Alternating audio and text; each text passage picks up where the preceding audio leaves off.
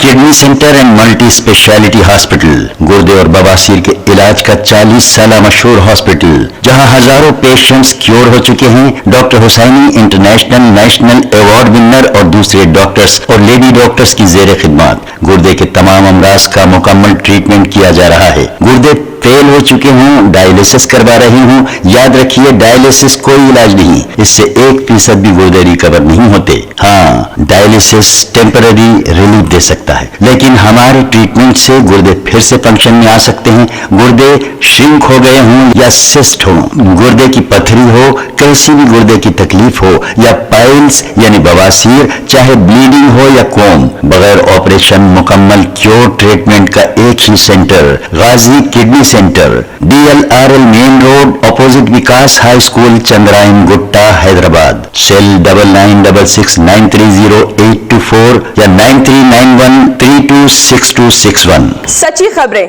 आप तक पहुंचाता है 7H न्यूज़।